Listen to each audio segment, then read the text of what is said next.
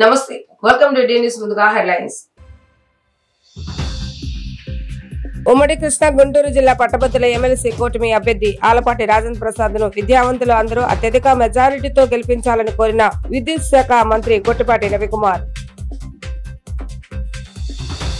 All India Motor Transport Congress New Delhi South Zone ఉపాధ్యక్షులుగా ఏకగ్రీవంగా ఎన్నికైన యలమంచిలి వీర ఈశ్వరరావుకు అభినందన సత్కారాన్ని నిర్వహించిన the Krishna District Lorry Owners Association. ప్రత్యేక విమానంలో విజయవాడ అంతర్జాతీయ విమానాశ్రయం నుండి ఢిల్లీకి బయలుదేరి వెళ్లిన ఏపీ ముఖ్యమంత్రి నారా చంద్రబాబు నాయుడు. ఉమ్మడి కృష్ణా గుంటూరు జిల్లా పట్టభద్రుల ఎమ్మెల్సీ కూటమి అభ్యర్థి ఆలపాటి రాజేంద్ర ప్రసాద్ ను విద్యావంతులందరూ అత్యధిక మెజారిటీతో గెలిపించాలని విద్యుత్ శాఖ మంత్రి గొట్టిపాటి రవికుమార్ పిలుపునిచ్చారు. బాపట్ల జిల్లా వేమూరు, బాపట్ల, రేపల్లి ప్రాంతాల్లో సహచర మంత్రి కొలుసు పార్థసారథి, స్థానిక ఎమ్మెల్యేలు నక్క ఆనందబాబు, నరేంద్ర వర్మలతో కలిసి మంత్రి గొట్టిపాటి బుధవారం ప్రచారం చేశారు. ఎమ్మెల్సీ ఎన్నికల ఓటర్లైన పలువురు పట్టభద్రులతో గొట్టిపాటి సమావేశాన్ని నిర్వహించారు. 7 నెలల కూటమి పాలనలో ఎన్నో చేస్తామని, డిఎస్సి, తల్లికి వందనం వంటి వాటిని ప్రాధాన్యత క్రమంలో వచ్చే విద్యా సంవత్సరంలో ఇస్తామని ప్రకటించారు. అదేవిధంగా క్లీన్ ఎనర్జీ ప్రాజెక్టుల ద్వారా ఆంధ్రప్రదేశ్ విద్యుత్ విప్లవానికి వేదిక అవుతుందని మంత్రి గొట్టిపాటి పేర్కొన్నారు. విద్యావంతులందరూ కూడా మద్దతు ఇవ్వమని చెప్పారు. అడిగామన్నమాట. అది కాకుండా ప్రభుత్వం వచ్చిన 7 నెలల్లో ఏమేమి కార్యక్రమాలు చేశామో మేము వాళ్ళందరూ కూడా వివరించుకుంటున్నాం. సంక్షేమంతో పాటు అభివృద్ధి కూడా రెండు సమానంగా వెళ్ళాలనే ఉద్దేశంతో ప్రభుత్వం నడుస్తుంది. గడిచిన 7 నెలల్లో కూడా ఎన్నో కార్యక్రమాలు సంక్షేమానికి వచ్చేది ముఖ్యంగా పెన్షన్ ఇవ్వడం జరిగింది. చాలా పెద్ద ఎత్తున ఈ దేశంలో ఎక్కడైనా పెన్షన్ ఇవ్వడం జరిగింది. అదేవిధంగా గ్యాస్ కనెక్షన్స్ ఇస్తా ఉన్నాం. అదేవిధంగా అన్నా క్యాంటీన్లు ఓపెన్ చేశాము. 7 నెలల్లో అన్ని చేస్తా ఉన్నాం. అదే కాకుండా ఇంకో పక్కన ఆగిపోయిన మధ్యలో విధ్వంసానికి గురైన పోలవరం ప్రాజెక్టు మళ్ళీ రీస్టార్ట్ చేశాము. చాలా పెద్ద ఎత్తున నష్టం చేశారు. అదేవిధంగా రాజధాని నష్టం చేశారు. వాటి ఎంతో మంది రైతుల ముందుకు వచ్చి భూమి ఇచ్చారు. 33,000 ఎకరాలు దాన్ని నాశనం చేశారు. మీ అందరికీ తెలుసు, దేశంలో ఉన్న స్టీల్ ప్లాంట్స్ అన్ని కూడా ప్రైవేటీకరణ అయిపోయాయి. ఒక్క ఆంధ్ర రాష్ట్రంలో ఆ రోజు ఆంధ్రలో హక్కు స్టీల్ ప్లాంట్ మీద పోరాటం చేశారు ఆంధ్రులందరూ కూడా. అందుకని చెప్పి దాన్ని కూడా మళ్ళీ 10,000 కోట్లు రుణం తీసుకొచ్చి మళ్ళీ స్టీల్ ప్లాంట్ కూడా మళ్ళీ చేయటం జరిగింది అన్నమాట. అన్ని కార్యక్రమాలు చేసుకుంటూ వెళ్తున్నాం. అందుకనే మాకు ధైర్యంగా ప్రజల ముందుకు వచ్చి వచ్చి మేము మా all India motor transports Congress New Delhi South zone ఉపాధ్యక్షులు ఏకగ్రీవంగా ఎన్నికైన యలమంచిలి వీర ఈశ్వరరావుకు అభినందన సత్కారం నిర్వహించారు. The Krishna District Lorry Owners association ఆధ్వర్యంలో బెన్ సర్కిల్ లోని అసోసియేషన్ హాల్లో జరిగిన ఈ కార్యక్రమంలో పలువురు అతిథులుగా పాల్గొన్నారు. గత 33 సంవత్సరాలుగా రవాణా రంగానికి సర్వీస్ యాక్టివిటీస్ చేస్తున్నట్లుగా ఆయన పేర్కొన్నారు. నాటి నుంచి నేటి వరకు సేవ చేసుకున్న భాగ్యం తనకు కల్పించినందుకు అందరికీ ధన్యవాదాలు తెలిపారు.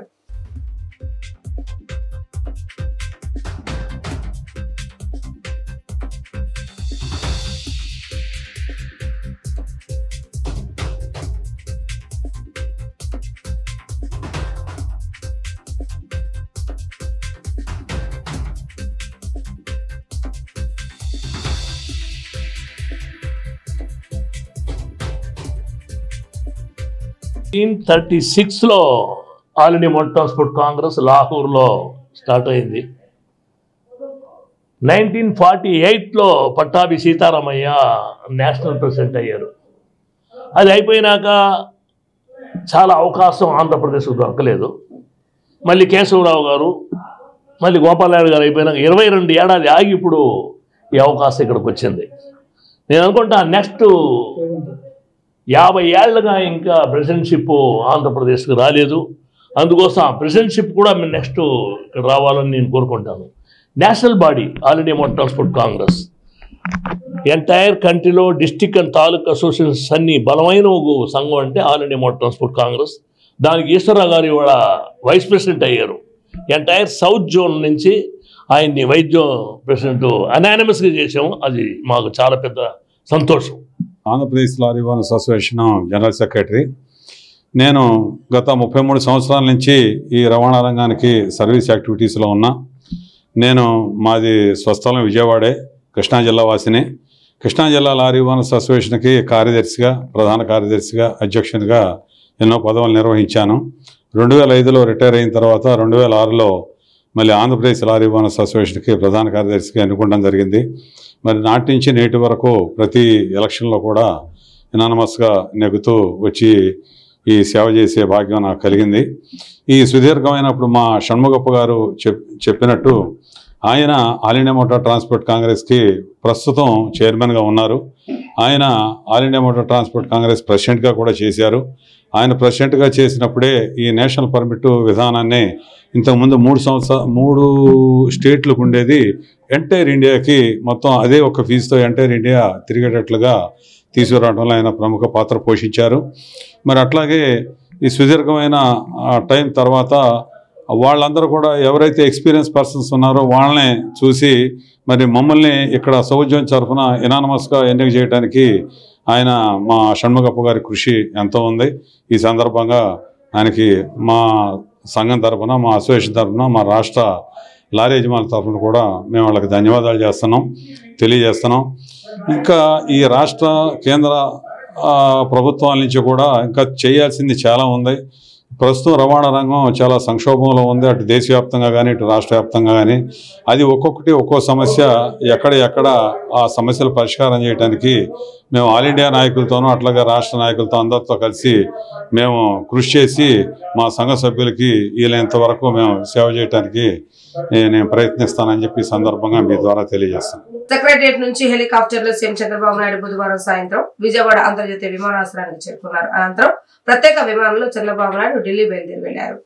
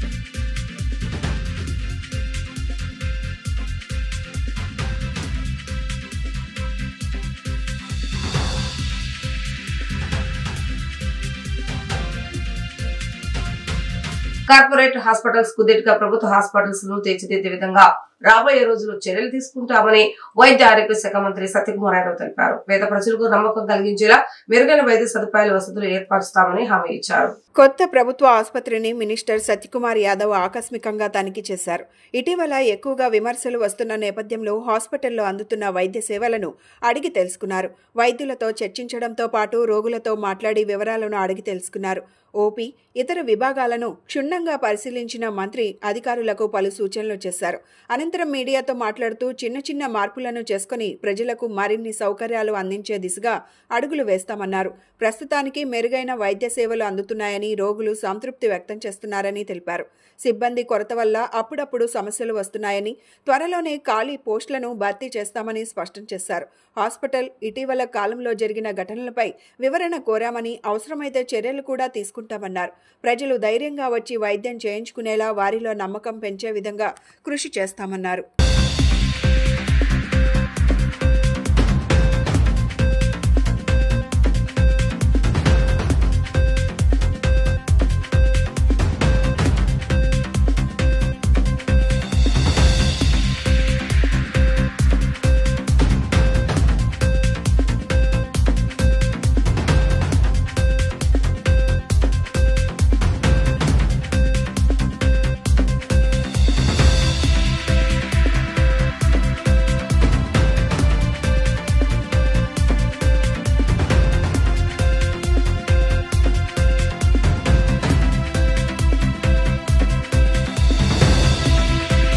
రోజుల్లో ముఖ్యంగా సర్వజన ప్రభుత్వ ఆసుపత్రుల్లో ఇక్కడికి వస్తున్న రోగులకి ముఖ్యంగా పేదవర్గం నుంచి వస్తారు. వారి ఎటువంటి వైద్య సేవలు అందుతున్నాయనే విషయం మీద ఇవాళ చూడడానికి నేను ఆకస్మికంగా తనిఖీ చేయడం జరిగింది. ఎవరికి తెలియకుండా రావడం జరిగింది. అనేక మంది ఓపీ దగ్గర కానీ లేదా ఓపీ క్యూలో టోకెన్ కోసం ఉన్న వాళ్ళ దగ్గర కానీ లేదా డాక్టర్ దగ్గర ఉన్న వాళ్ళతో అందరితో అనేక మందితో మాట్లాడడం జరిగింది. అయితే ఈ ప్రభుత్వం అధికారంలోకి వచ్చిన తర్వాత చంద్రబాబు నాయుడు గారు సమీక్ష నిర్వహించి ఆసుపత్రుల మీద దృష్టి పెట్టాల్సిందిగా, నాణ్యమైన వైద్య సేవలు అందించాల్సిందిగా వారు సమీక్షలో చెప్పడం జరిగింది. దాని తర్వాత 30 పాయింట్ యాక్షన్ ప్లాన్ అనే పేరుతో, ఎందుకంటే ఆర్థిక వనరుల కొరత ఉన్న దృష్ట్యా ప్రధానంగా ఒక 10 సూత్రాల కార్యక్రమం, 30 సూత్రాల్లో ఒక 10 సూత్రాల కార్యక్రమాన్ని ఆసుపత్రుల్లో ప్రధానంగా ఓపీ సర్వీసులు చాలా దారుణమైన పరిస్థితులు ఉండేవి. ఓపీ ఈరోజు మళ్ళీ ఉంటే మళ్ళీ రేపు కూడా ఒక రోజు ఆగాల్సిన పరిస్థితులు వాటి నుంచి బయటికి తీసుకొస్తూ 30 నిమిషాల్లోనే ఓపీ సర్వీసులు అందించాల్సిందిగా మేము చెప్పాం. దాంట్లో భాగంగా సమీక్షలో ఇవాళ కూడా నేను చూశాను. అనేక మంది రోగులతో మాట్లాడుతుంటే ఎవరు కూడా హాఫ్ అన్ అవర్ పైన అయినా చెప్పలేదు. 5 నిమిషాల్లో అయిపోయింది, 10 నిమిషాల్లో అయిపోయింది, డాక్టర్ ఎంతసేపట్లో చూశారు, 15 నిమిషాలు చూశారు. నేను రిజిస్ట్రేషన్ ఇదైన తర్వాత జనరేట్ అయిన తర్వాత దాంట్లో సమయాన్ని, తర్వాత ఓపీ డాక్టర్ దగ్గరకు వచ్చిన సమయాన్ని, తర్వాత ఏదైనా మందులు పరీక్షలు అవసరం ఉంటే ఆ పరీక్షల దగ్గరికి వెళ్ళిన సమయాన్ని, మందులు అవసరం ఉంటే ఫార్మసీ దగ్గరికి వెళ్ళిన సమయాన్ని కూడా నేను చూడడం జరిగింది.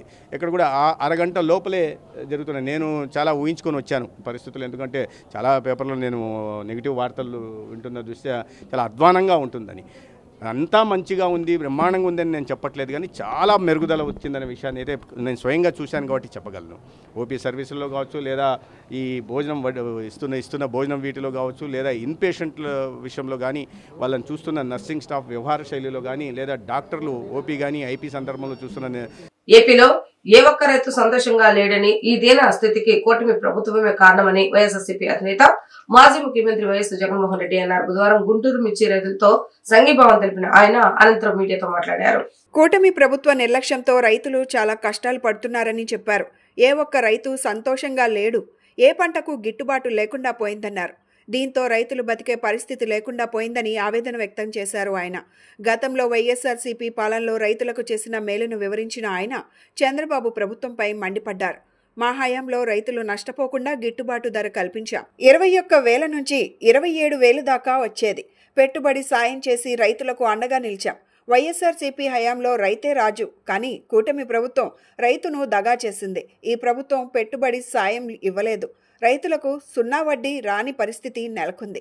గతంలో కల్తీ విత్తనాలు అమ్మితే భయపడేవారు. ఇప్పుడు సర్కారే దగ్గరుండి కల్తీ విత్తనాలు అమ్మిస్తోందన్నారు. ప్రైవేట్ డీలర్లు 500 ఎక్కువ ధరకు ఎరువులు అమ్ముతున్నారని చెప్పారు. రైతులకు నాణ్యమైన విత్తనాలు లభించడం లేదని అన్నారు. గుంటూరు మిర్చి యార్డు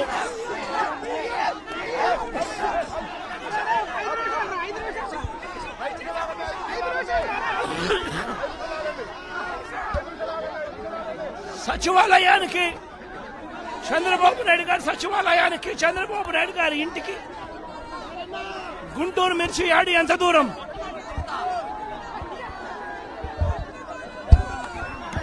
సచివాలయానికి, తన సచివాలయానికి కూతవేటు దూరంలో ఉన్న గుంటూరు మిర్చి యార్డులో రైతులు పడతా ఉన్న అవస్థను చంద్రబాబు నాయుడు గారికి అర్థం కావడం లేదు. చంద్రబాబు నాయుడు గారికి రైతుల కష్టాలు కనిపించినా కూడా చంద్రబాబు నాయుడు గారి కళ్ళు మూసుకొని రైతులను కష్టాల పాలు చేస్తా ఉన్నాడు.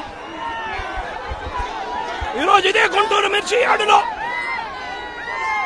రైతులు పండించిన మిర్చి పంటకు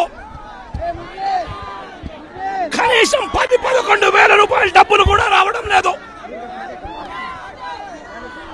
రైతులు కష్టపడి తాము పండించిన పంటను అమ్ముకోలేని పరిస్థితిలో రైతులు ఈరోజు ఉన్నారు. రైతులకు ఈరోజు ఒకవైపు తెగుళ్ల వల్ల రైతులకు ఇవాళ పంట కూడా మామూలుగా 20 క్వింటాళ్ల పైన రావాల్సిన పంట ఈరోజు 10-15 క్వింటాళ్ళకే పడిపోయిన పరిస్థితులు కనిపిస్తా ఉన్నాయి. మరోవైపున రేటు చూస్తే నిరుడు సంవత్సరం అంటే వైఎస్ఆర్సీపీ ప్రభుత్వ హయాంలో 21,000 నుంచి 27,000 రూపాయలు పలికిన పంట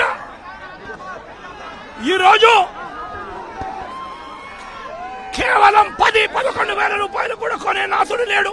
బహిరంగ మార్కెట్ లో మిర్చికి డిమాండ్ పెరుగుతున్న నేపథ్యంలో ప్రభుత్వం కనీస మద్దతు ధర ప్రకటించినట్లయితే రైతులు నష్టపోతారు అన్న ఉద్దేశంతో మిర్చికి ఇప్పటి వరకు కనీస మద్దతు ధర ప్రకటించలేదని రాష్ట్ర వ్యవసాయ సహకార మార్కెటింగ్ శాఖ మంత్రి కింజరపు అచ్చెన్నాయుడు స్పష్టం చేశారు. బుధవారం రాష్ట్ర సచివాలయంలో ప్రచార విభాగంలో ఆయన పాత్రికేయులతో మాట్లాడుతూ శ్రీలంక, చైనా, మలేషియా తదితర దేశాలకు మన మిర్చి ఎగుమతి అయ్యేదని, అయితే ఆయా దేశాలు సొంతంగా మిర్చి పంట సాగు చేసుకోవడం వల్ల మిర్చి ఎగుమతులు చాలా తగ్గిపోవడం వల్ల మిర్చి రేటు తగ్గిందన్నారు. కానీ ప్రస్తుతం చైనాలో మిర్చి పంట సరిగా లేకపోవడం వల్ల మళ్లీ ఆ దేశం మన మిర్చి పంటపై ఆధారపడే పరిస్థితులు ఏర్పడ్డాయని, ఫలితంగా మిర్చి ధరలు భారీగా పెరిగే పరిస్థితులు నెలకొన్నాయని మంత్రి తెలిపారు. ఇటువంటి పరిస్థితుల్లో ప్రభుత్వం మిర్చికి కనీస మద్దతు ధర ప్రకటించినట్లయితే రైతులు పెద్ద ఎత్తున నష్టపోయే అవకాశం ఉన్నందున ప్రభుత్వం ఇప్పటి వరకు మిర్చి పంటకు కనీస మద్దతు ధర ప్రకటించలేదని మంత్రి తెలిపారు. రాష్ట్రంలోని మిర్చి రైతులకు సాధ్యమైనంత మేర సహకరించాలని, ప్రస్తుతం ఉన్న కేంద్రం మద్దతు ధరను కూడా పెద్ద ఎత్తున పెంచాలని కోరేందుకు రాష్ట్ర ముఖ్యమంత్రి శ్రీ నారా చంద్రబాబు నాయుడు నేడు ఢిల్లీ వెళ్తున్నారన్నారు. ఈ విషయంలో రాష్ట్ర ముఖ్యమంత్రి కేంద్ర మంత్రుల బృందంతో చర్చించనున్నారని, చర్చల ఫలితాలు ఆశాజనకంగా ఉంటాయనే ఆశాభావాన్ని మంత్రి వ్యక్తం చేశారు. భూసార పరీక్షలను పూర్తిగా నిలిపివేయడమే కాకుండా వ్యవసాయ యాంత్రీకరణ కింద ఒక్క పైసా కూడా కేటాయించలేదన్నారు గత ప్రభుత్వం. బిందు సేద్యాన్ని ప్రోత్సహించే విధంగా డ్రిప్, స్ప్రింక్లర్లను ఏ ఒక్కరికి పంపిణీ చేయలేదన్నారు. దాదాపు 1,600 కోట్ల మేర ధాన్యం కొనుగోలు బకాయిలను పెట్టిపోతే తాము అధికారంలోకి వచ్చిన వెంటనే రైతులకు ఆ సొమ్మును చెల్లించడం జరిగిందన్నారు. ఆ సమయంలో కూడా మార్కెట్ ఇంటర్వెన్షన్ ఫండ్ కింద ఒక్క పైసా కూడా అప్పటి ముఖ్యమంత్రి ప్రకటించలేదన్నారు. తమ ప్రభుత్వ హయాంలో 2017లో దాదాపు 138 కోట్ల మేర మార్కెట్ ఇంటర్వెన్షన్ ఫండ్ కేటాయించి రైతులను పెద్ద ఎత్తున ఆదుకోవడం జరిగిందన్నారు. అదేవిధంగా వచ్చే బడ్జెట్లో మార్కెట్ ఇంటర్వెన్షన్ ఫండ్ను పెద్ద ఎత్తున ప్రతిపాదించడం జరుగుతుందన్నారు. అధికారంలో ఉన్న, ప్రతిపక్షంలో ఉన్న, నిరంతరం ప్రజల పక్షాన పనిచేసినటువంటి వ్యక్తే నిజమైనటువంటి ప్రజానాయకుడని చెప్పి మనందరికి కూడా తెలుసు. గత 5 సంవత్సరాలు హ్యూజ్ మ్యాండేట్ వచ్చింది. 151 స్థానాలతో ఒక వ్యక్తి ఈ రాష్ట్రానికి ముఖ్యమంత్రి అయ్యాడు.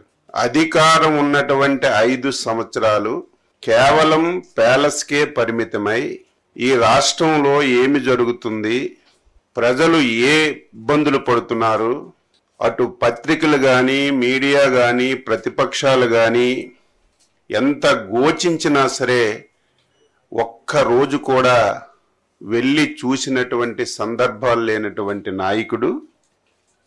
ఇటువంటి నాయకుడు ఈ రాష్ట్రంలో ఉండకూడదు, ఇటువంటి వ్యక్తి అసలు రాజకీయాలకే పనికిరాడు అని చెప్పి 5 కోట్ల మంది తెలుగు ప్రజలు మొన్న జరిగినటువంటి ఎన్నికల్లో చిత్తుగా ఓడించి ఇంటికి పంపించిన విషయాన్ని ఒక్కసారి గుర్తు చేస్తున్నాను. గెలుపు ఓటములు సహజం, ఒక రాజకీయ పార్టీకైనా ఒక వ్యక్తికైనా సహజం. ఎవరమైనా సరే ఓడిపోయేటప్పుడు ఎందుకు ఓడిపోయాం, కారణాలు ఏమిటని అన్వేషించుకొని ముందుకెళ్ళాలి. కానీ ఈరోజు ఆ వ్యక్తి పరిస్థితి చూస్తుంటే, మాటలు వింటుంటే ఆ వ్యక్తి పూర్తిగా మానసిక స్థితి పూర్తిగా లేనటువంటి వ్యక్తిగా మాట్లాడుతున్నాడు. గ్రూప్ 2 నోటిఫికేషన్ లోని రోస్టర్ విధానంలో తప్పులు సరిదిద్దాకే మెయిన్స్ పరీక్షలు నిర్వహించాలని గ్రూప్ 2 అభ్యర్థులు ప్రభుత్వాన్ని కోరారు. గ్రూప్ 2 మెయిన్ పరీక్షల కోసం 9,250 మంది నిరుద్యోగులు ఎదురు చూస్తున్నారని చెప్పారు. తమ సమస్య పరిష్కరించే దిశగా చర్యలు తీసుకోవాలని అన్నారు. ఏపీపీఎస్సీ నిర్వహించబోతున్న గ్రూప్ 2 పరీక్ష నోటిఫికేషన్ ను సరిచేయాలి, లీగల్ అభ్యంతరాలు లేకుండా చూడాలని ఏపీపీఎస్సీ అధికారులను గ్రూప్ 2 అభ్యర్థులు కోరారు. బందర్ రోడ్లోని ఏపీపీఎస్సీ కార్యాలయంలో రీప్రజెంటేషన్ ను ఏపీపీఎస్సీ అధికారులకు అందజేశారు.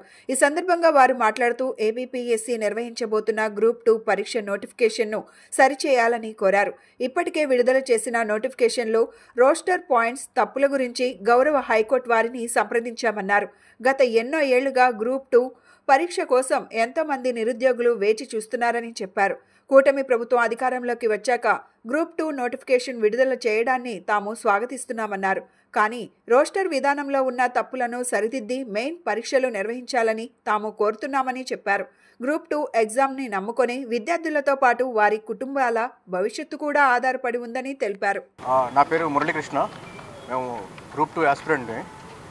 గత సంవత్సరం నుంచి 5 సంవత్సరాల నుంచి మేము ఈ గ్రూప్ 2 మేము ప్రిపరేషన్లో చేస్తూ ఉన్నాం. కాకపోతే ఈ మధ్యన తెలిసిన విషయం ఏంటంటే ఈ రోస్టర్లో తప్పులుండేనని నిన్న కోర్టు కేసు ద్వారా కొంచెం మాకు తెలియపరిచింది.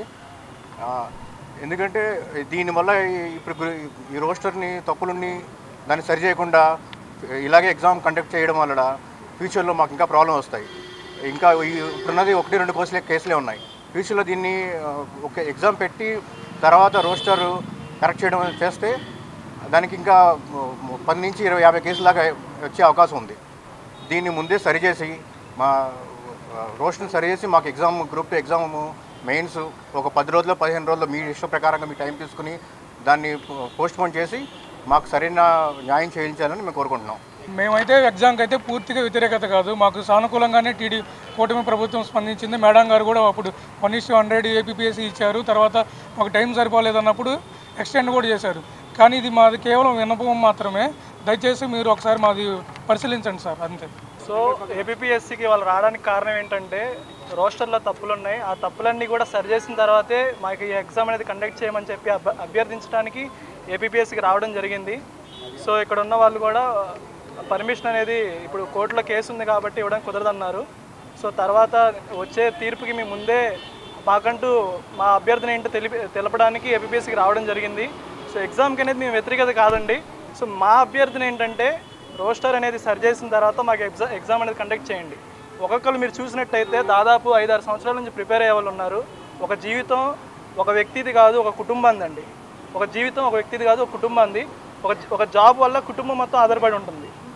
సో అట్లాంటిది ఒక తప్పు జరిగితే అది ఆ తప్పు అనేది ఒక వ్యక్తి మీద రాదు, తర్వాత కుటుంబం మీద అందరూ బాధపడాల్సి వస్తుంది జాబ్ కాబట్టి. సో మేమనేది ఏంటంటే ఆ తప్పులు ఏదైతే ఉన్నాయో ఆ తప్పులన్నీ సరి చేసిన తర్వాత ఎగ్జామ్ అనేది కండక్ట్ చేయడం వల్ల మా అందరికీ ఎవరైతే సిన్సియర్గా ఆస్పిరెంట్స్ ఉన్నారో వాళ్ళందరికీ మంచిగా మేలు జరుగుతుంది, జాబ్ చేసుకుని అందరూ సంతోషంగా ఉంటామని చెప్పి మా అభ్యర్థన. మంగళవారం రాత్రి బిల్లులు లేకుండా జీటీ ఎక్స్ప్రెస్ లో ఆగ్రా నుంచి విజయవాడ తీసుకొస్తున్న 107 కిలోల వెండిని ప్రభుత్వం రైల్వే పోలీసులు స్వాధీనం చేసుకున్నారు. సాధారణ తనిఖీల్లో భాగంగా తనిఖీలు నిర్వహిస్తుండగా బిల్లులు లేని సుమారు ₹1 కోటి పైచిలుక విలువ కలిగినటువంటి వెండి ఆభరణాలను స్వాధీనం చేసుకున్నామని విజయవాడ రైల్వే స్టేషన్ ప్రభుత్వ railway police CI JV Ramana తెలిపారు. స్వాధీనం చేసుకున్న ఆభరణాలను సరైన పత్రాలు లేని కారణంగా జీఎస్టీ అధికారులకు అప్పగించామన్నారు.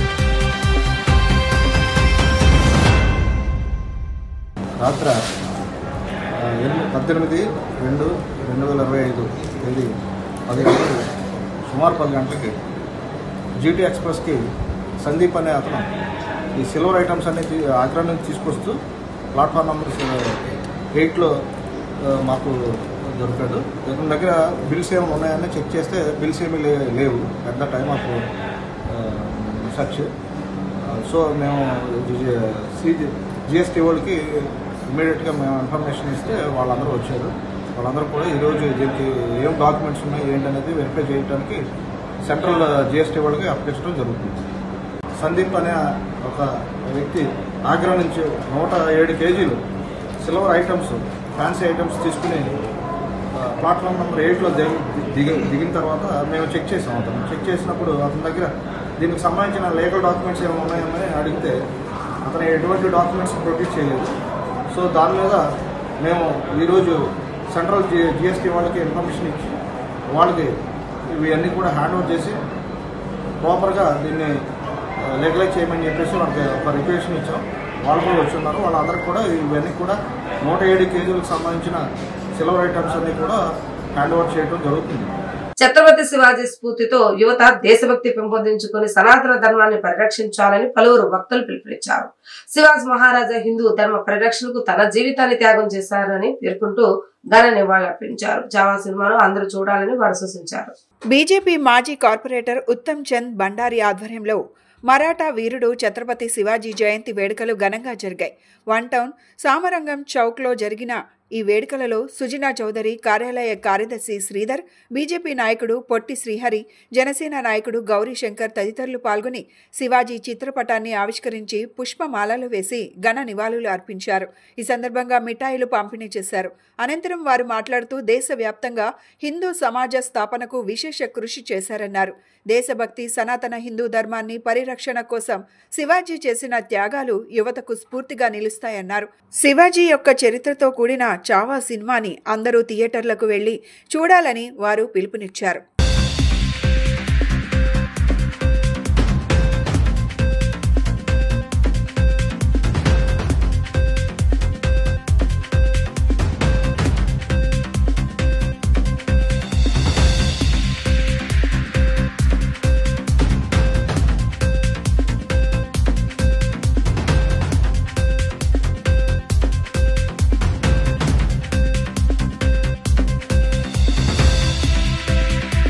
అందరికీ జై హింద్, జై భారత్.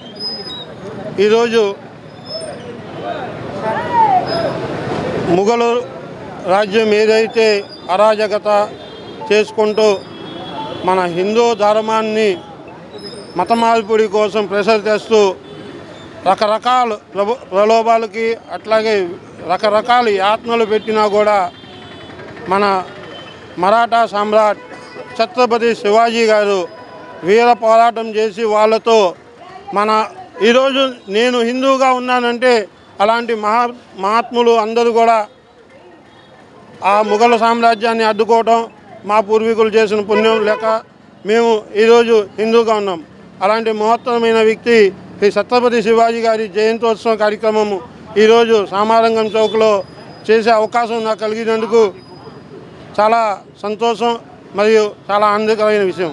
భారతదేశంలో సనాతన ధర్మాన్ని ఈ రోజుకి నిలబెట్టిన మహాత్ముడు ఛత్రపతి శివాజీ.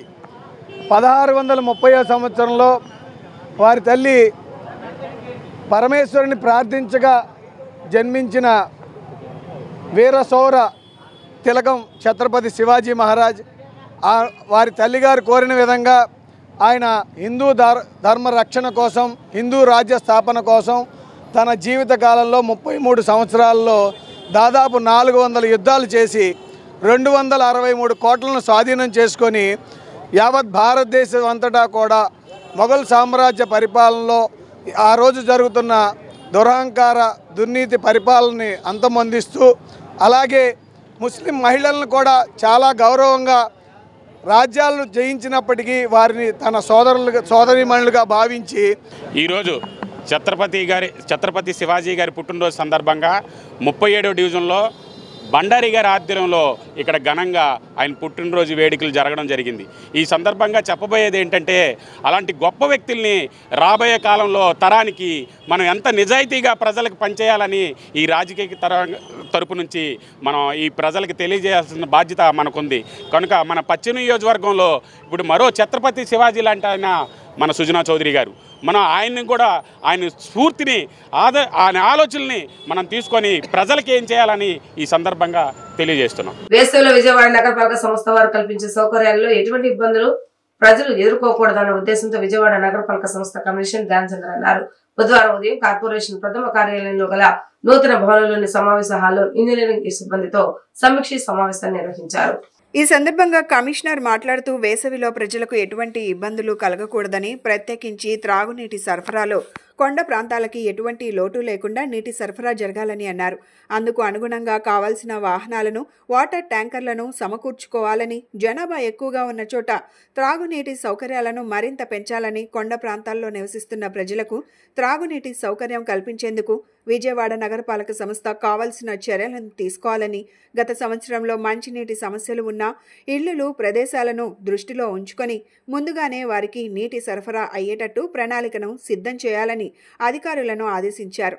నగర పరిధిలో గల ప్రాజెక్టులు, పార్కుల నిర్వహణలో ఎటువంటి ఇబ్బంది కలగకుండా ప్రణాళిక సిద్ధం చేయాలని, ప్రస్తుతం ఉన్న అన్ని బోర్లను ఉపయోగంలోకి తీసుకురావాలని, అసిస్టెంట్ ఇంజనీర్లు అందరూ ప్రజలతో మాట్లాడి వారి అవసరాలను తెలుసుకొని వారి ఇబ్బందులను కనుక్కొని వారికి అన్ని అవసరాలు తీరేటట్టు, ఇబ్బందులు లేకుండా చూసేటట్టు ప్రణాళికను సిద్ధం చేయాలని ఆదేశించారు. విజయవాడ నగర పరిధిలో గల అన్ని ప్రాంతాలను క్షేత్ర స్థాయిలో పర్యటించి ఎటువంటి నీటి లీకేజీలు లేకుండా చర్యలు తీసుకోవాలని, అధికారులందరూ అప్రమత్తంగా ఉంటూ లీకేజీలన్నీ ఎప్పటికప్పుడు మరమ్మతులు చేయాలని అధికారులను ఆదేశించారు. ఈ సమావేశంలో సర్కిల్ పరిధిలో గల అసిస్టెంట్ ఇంజనీర్లతో, డిప్యూటీ ఎగ్జిక్యూటివ్ ఇంజనీర్లతో వారు విధులు నిర్వహిస్తున్న వార్డు, ఆ ప్రాంతంలో ప్రజలు ఎదుర్కొంటున్న సమస్యలు తెలుసుకున్నారు. ఈ సమావేశంలో superintending engineers P Satyanarayana, P Satyakumari, executive ఇంజనీర్లు, డిప్యూటీ ఎగ్జిక్యూటివ్ ఇంజనీర్లు, అసిస్టెంట్ ఇంజనీర్లు పాల్గొన్నారు. విజయవాడ బస్టాండ్ ఎదురుగల పరమ పవిత్రమైనటువంటి పద్మావతి ఘాట్ E3 స్ట్రీట్ అనే పేరుతో వ్యాపార కేంద్రంగా మార్చడం అన్యాయమని జై భీమ్ భారత్ పార్టీ రాష్ట్ర ప్రధాన కార్యదర్శి పరస సురేష్ కుమార్ ఆగ్రహం వ్యక్తం చేశారు. పద్మావతి ఘాట్ ను రక్షించవలసిన బాధ్యత ప్రతి ఒక్కరిపై ఉందని, ఈ విషయంపై అధికారులు చర్యలు చేపట్టాలని, లేని పక్షంలో పర్యావరణం పరిరక్షించడానికి జై భీమ్ భారత్ పార్టీ ఉద్యమాలను చేపడుతుందంటూ వారు హెచ్చరించారు. విజయవాడ బస్టాండ్ ఎదురుగా గల పరమ పవిత్రమైన పద్మావతి ఘాట్ ను E3 స్ట్రీట్ అనే పేరుతో వ్యాపార కేంద్రంగా మార్చడం అన్యాయమని జై భీమ్ భారత్ పార్టీ రాష్ట్ర ప్రధాన కార్యదర్శి పరస సురేష్ కుమార్ కమిషనర్ని కలిసి వినతి పత్రం అందజేశారు. ఈ సందర్భంగా ఆయన మాట్లాడుతూ, గతంలో విజయవాడ కార్పొరేషన్, విజయవాడ నగర కార్పొరేషన్లో ఉన్న నేషనల్ గ్రీన్ ట్రిబ్యునల్ రూల్ను, సుప్రీంకోర్టు రూల్ను అతిక్రమించి తెలంగాణ మంత్రి అల్లుడికి అక్రమంగా కాంట్రాక్ట్ అప్పగించి E3 స్ట్రీట్ను నడపడాన్ని సహకరించారని ఆరోపించారు. ఈ విషయంపై కమిషనర్ను కలిసి వినతి పత్రం అందజేశామని, కమిషనర్ సానుకూలంగా స్పందించి ఈ విషయం వారి దృష్టికి వచ్చిందని చర్యలు చేపడతామని హామీ ఇచ్చారన్నారు. 7 సంవత్సరాల నుండి సంవత్సరానికి 25,50,000 చొప్పున రాజకీయాల నాయకులతో ఉన్న పరిచయంతో కాంట్రాక్ట్ను జాన్ ఎంటర్టైన్మెంట్ ప్రైవేట్ లిమిటెడ్ నిర్వహిస్తుందని, వైసీపీ ప్రభుత్వంలో మంత్రితో రెన్యువల్ చేయించుకొని మరలా E3 స్ట్రీట్ను టీడీపీ ప్రభుత్వంలో రెన్యువల్ చేయించుకోవడానికి ప్రయత్నిస్తున్నారని ఆరోపించారు. పద్మావతి ఘాట్ను రక్షించాల్సిన బాధ్యత ప్రతి ఒక్కరిపై ఉందన్నారు. తక్షణమే జాన్ ఎంటర్ప్రైజెస్ ప్రైవేట్ లిమిటెడ్ చేస్తున్న వ్యాపార కార్యకలాపాలను కార్పొరేషన్ అడ్డుకోవాలన్నారు. అధికారులు చర్యలు చేపట్టని పక్షంలో పర్యావరణం పరిరక్షించడానికి జై భీమ్ భారత్ పార్టీ ఉద్యమాలను చేపడుతుందన్నారు. విజయవాడ నగరంలో పరమ పవిత్రమైన పద్మావతి ఘాట్ని వ్యాపార కార్యకలాపాలకి ఉపయోగించడం చాలా అన్యాయం.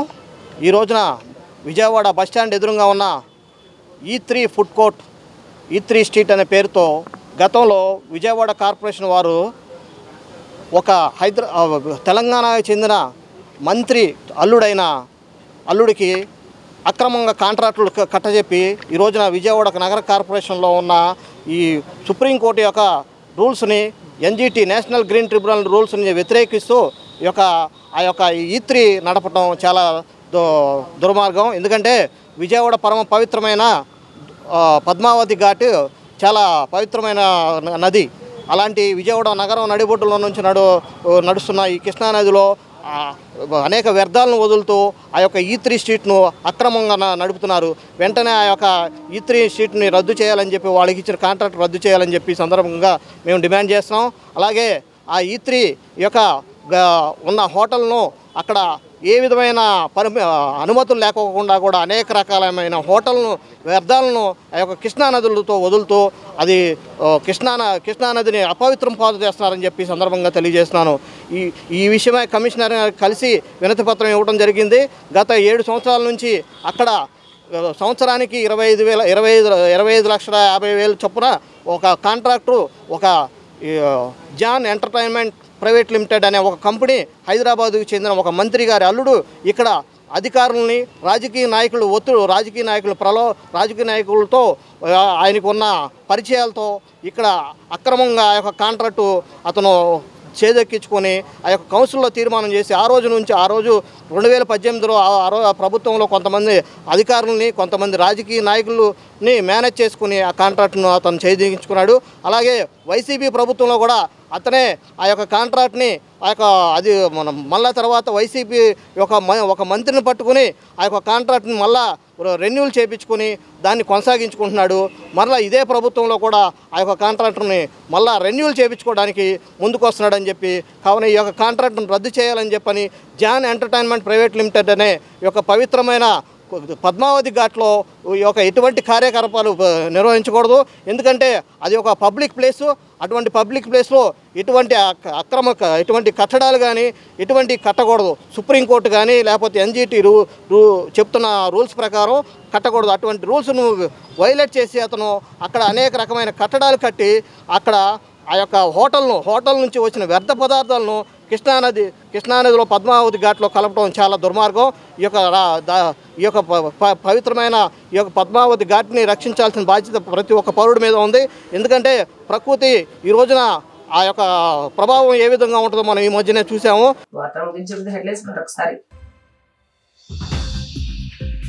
ఉమ్మడి కృష్ణా గుంటూరు జిల్లా పట్టభద్రుల ఎమ్మెల్సీ కూటమి అభ్యర్థి ఆలపాటి రాజేంద్ర ప్రసాద్ ను విద్యావంతులు అందరూ అత్యధిక మెజారిటీతో గెలిపించాలని కోరిన విద్యుత్ శాఖ మంత్రి Gottipati Ravikumar. All India Motor Transport Congress New Delhi South Zone ఉపాధ్యక్షులుగా ఏకగ్రీవంగా ఎన్నికైన యలమంచిలి వీర ఈశ్వరరావుకు అభినందన సత్కారాన్ని నిర్వహించిన the Krishna District Lorry Owners Association. ప్రత్యేక విమానంలో విజయవాడ అంతర్జాతీయ విమానాశ్రయం నుండి ఢిల్లీకి బయలుదేరి వెళ్లిన ఏపీ ముఖ్యమంత్రి నారా చంద్రబాబు నాయుడు. ఇవి రోజు వార్తా విశేషాలు. మరొక ప్రస్తుత వార్తలు మళ్ళీ చూస్తూనే ఉండండి. Due news Vijayawada.